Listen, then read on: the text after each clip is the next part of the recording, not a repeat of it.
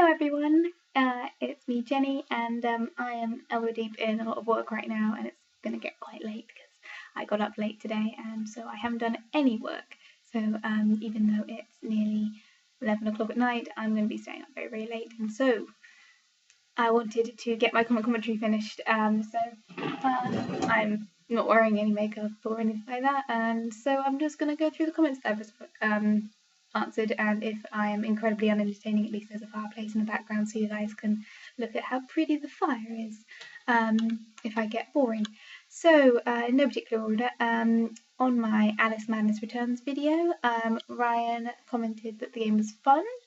And he's glad that I have a mouse now. Definitely, I didn't realise how much having a mouse makes gameplay so much easier until I played Skyrim. It didn't really help that much during Alice Madness Returns because the way that the combat works, you automatically focus in on a target. I'm just not very good at coordinating the controls. So either I need to get an Xbox controller or I need to do a lot of practice because all of the controls are left-handed. In fact, the controls for movement, direction, focusing, using your weapons, and dodging are all left-handed controls. It's tab, caps lock, shift, WASD keys. So I either need to do a lot of practice before playing that game again, or I need to get myself an Xbox controller. Either or. But yes, that was a fun game. I hopefully will play it, but I need to do some practice between now and then, so I think it's going to be Skyrim for the next couple of weeks. Moving on to my random sing-song vlog. Baxon says, once more with feeling karaoke. Yes, I love that episode. It's one of the classics of Buffy. Awesome. Mark commented about when I walked into the dining room, the curtains were open, so it took a moment for my camera to readjust the white balance from being in the shady side of the house to having blinding sunlight on my skin, so I look slightly demonic. I'm just going to go with the fact that I was doing a Galadriel impression because, there we go. The white balance was definitely quite scary for half a minute there. I was actually surprised quite a few of you weren't actually appalled by my singing, which is quite impressive. Solace B said I could sing my heart out. Nathan said he'd watch me in Mary Poppins. If you watch my Mary Poppins review, I did an impromptu cosplay for that video. That was a 5-minute cosplay. It was quite fun. So that was all. Thank you very much. Mostly my singing results in people running for the hills, so thank you for letting me just do that. I couldn't think of anything to do, so I was like, and I'm going to try that. The frog plastered, KSJ mentioned there was a frog plastered against the radiator. Yeah, that was me and my sister. I think it was just me and my twin sister, possibly my older sister, and there was a third animal.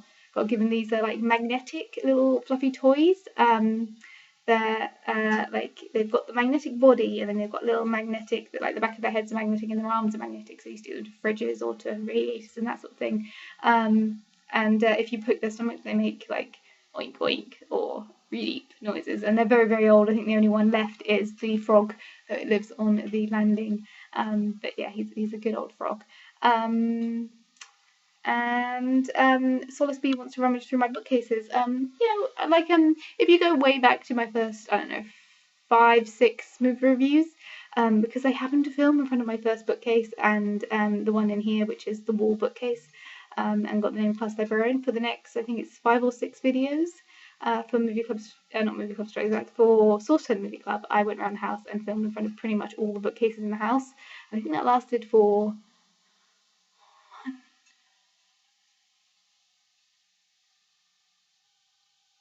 I think it was like 6 or 7 videos because there's a lot of books in my house.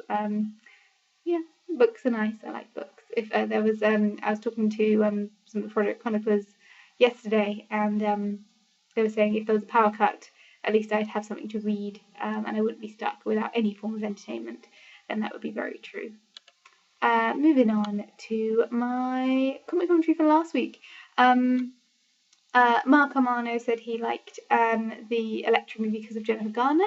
It's one of those films that I can watch again and again, and sort of I have no actual emotional connection to this film. It doesn't make me angry. It doesn't make me happy. It doesn't make me emotional sort of movie. There's a lot of stuff, if I were to actually critically analyse it, there's a lot of faults in that movie, but mostly because they were trying to combine slightly too many concepts into one movie. They were trying to combine the teenage female superhero, with the realistic assassin, with the superhero genre, with a martial arts film, with a fantasy film, with the follow-up from the universe that was kind of built in Daredevil, which is a very different universe. This one's a very individual character-based, mission-based assassin movie rather than Daredevil, which was a very, very different pace of a movie, which was very much a superhero movie. And this one's kind of trying to combine too many things. I think that's why it failed, because some of the stuff was really intelligent in that film, like the way that they handled Jennifer Garner's obsessive compulsive and how that leads into her powers was really interesting, but it was just too many concepts for one movie to flow smoothly. They did a lot of effort into that film, which is one of the reasons why I enjoy it, because you can see how sincere they are, but it just didn't quite click like it should have done. Ryan says my cat looked rather cozy. My cat is nowhere to be found at the moment, but yes, she was rather cozy. I didn't even know she was there. Like sometimes when cats zonk out, you just don't know they're there until they move, and you're like, oh, there was a thing there. He also said that Electra is Greek, and I did kind of know that, but I also there was I think one comic strip which was made by a Japanese artist that I've seen, which was these beautiful hand-drawn painted pictures which make her look rather Asian, and it was all about her ninja training, which is probably why I was a bit confused on that one. KSJ said rambling is entertaining, so you must be very, very entertained watching this video, by golly. And he said that he wouldn't criticise Black Widow for flirting because he'd be scared of getting murdered if he didn't like what he was saying. So that's a very sensible thought, I think.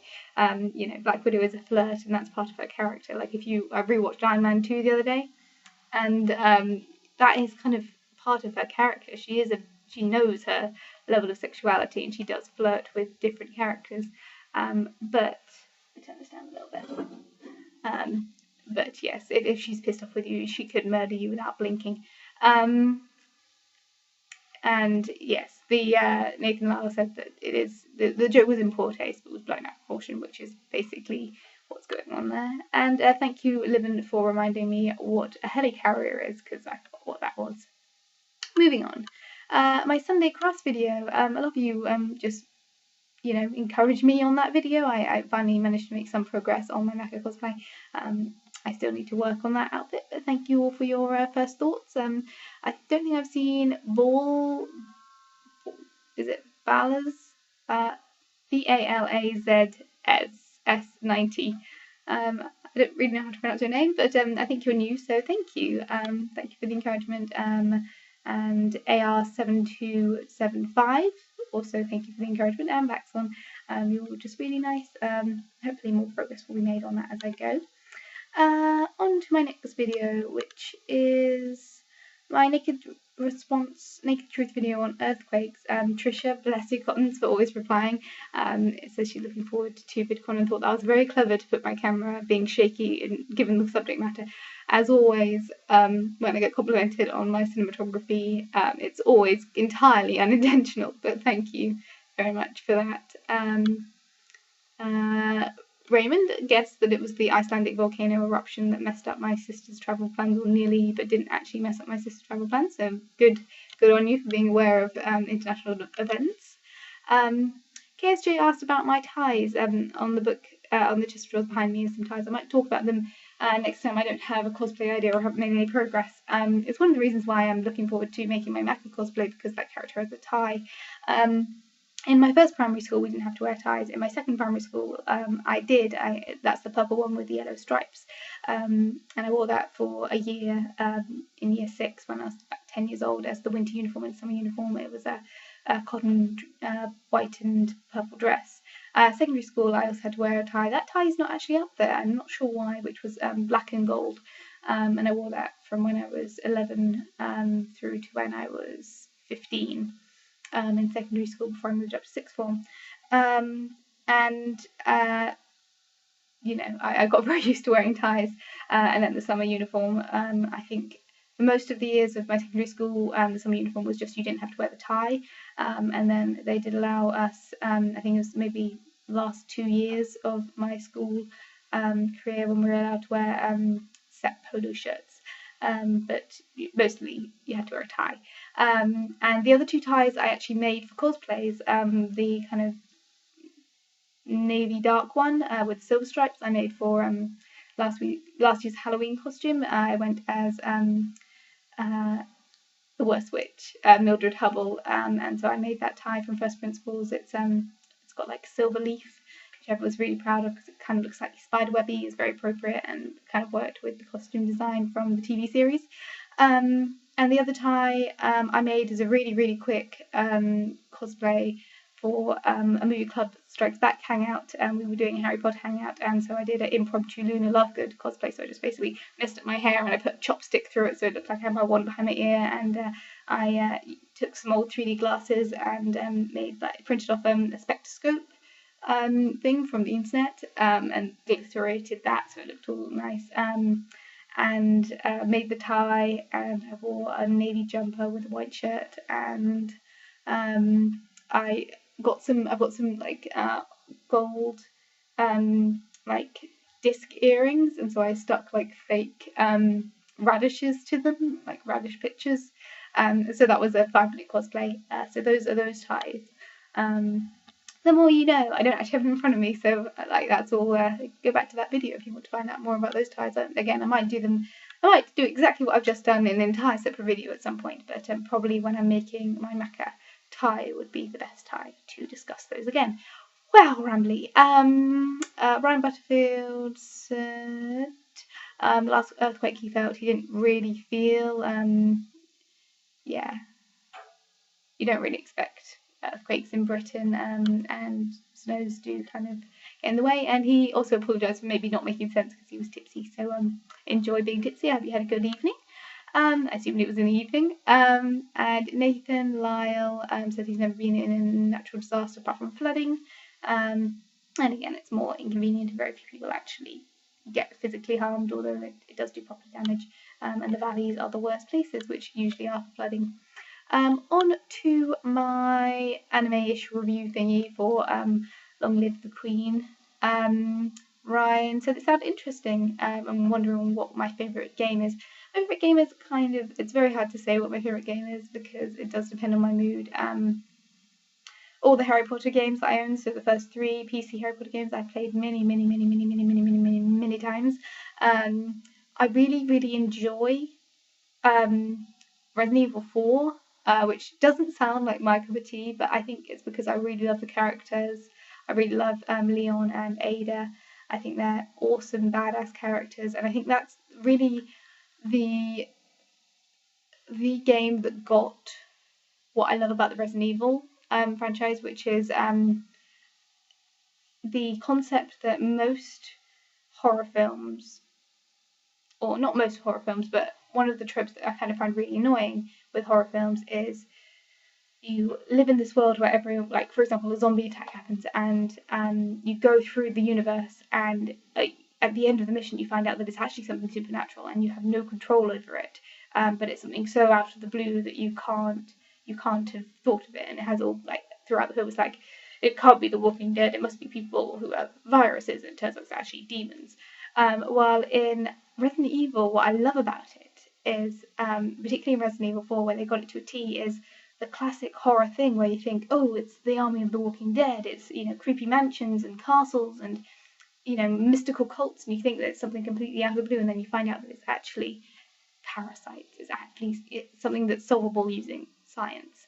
And I love that concept. I love the fact that, like, there's a creepy door at one point in Resident Evil 4, which I've probably talked about before, but I love the fact that there's this creepy door in Resident Evil 4 that it requires only this one person can get through this door, and you have to defeat this guy who turns into this really weird scorpion skeleton spider monster. And once you've defeated him, you get his eye, and it's a retinal scan.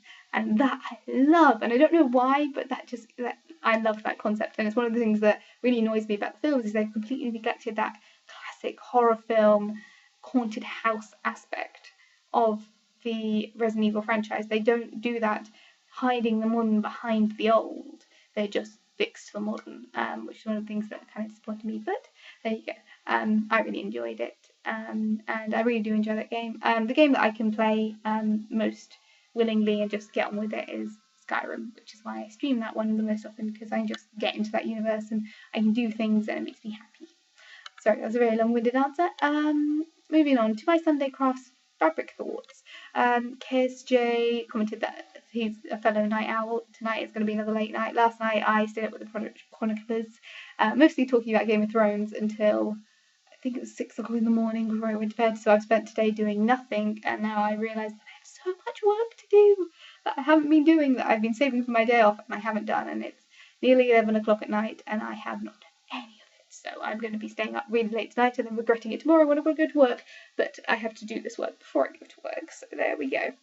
That's my own fault. There we go.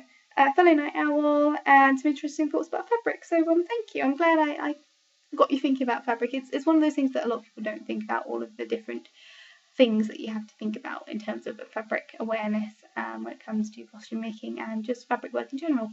Anyway, that I think is the end. Yes, it is. Woo!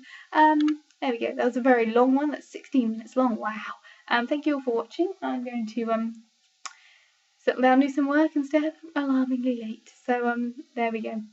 But I have actually done, I think it's nearly 5 days in a row, continuous actual daily vlogging, like filming on the day, uploading on the day. I'm finally making progress, and then I'm going to screw it completely up when I go to VidCon, because I don't know how I'm going to manage that one. But there we go. I'll see you guys all very soon. Tomorrow is Make a Treat Day. So there we go. See you guys all very soon. Bye guys.